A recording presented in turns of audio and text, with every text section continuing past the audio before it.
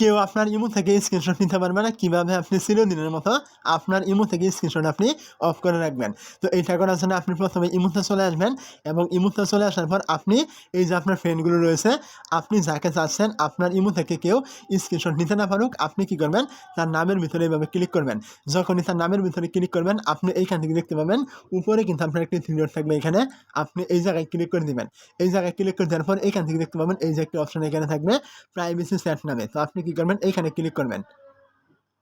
তো এই জায়গায় ক্লিক করে দেওয়ার পরে এখান থেকে দেখতে পাবেন এই যে প্রাইভেসি সেট এমন একটি অপশন কিন্তু আপনার এখান থেকে অফ করা থাকবে। তো অবশ্যই এখান থেকে এটা বন্ধ করা থাকলে এইটা আপনি এখান থেকে ক্লিক করে আপনি চালু করে দেবেন। এইটা চালু করে দিলে এইখান থেকে দেখতে পাচ্ছেন এখান থেকে ইমো কিন্তু সাব বলে দিয়েছে যে আপনার ইমো থেকে কেউ কোনো প্রকার স্ক্রিনশট, কপি, শেয়ার, ডাউনলোড কোনো কিছু কিন্তু করতে পারবে না। আপনি তাদের সাথে কোনো কিছু আপনার ডকুমেন্ট লেনদেন করলে যাই কিছু করেন না কেন এগুলো কিন্তু কোনো কিছু করতে পারবে না, যদি আপনি এটা এখান থেকে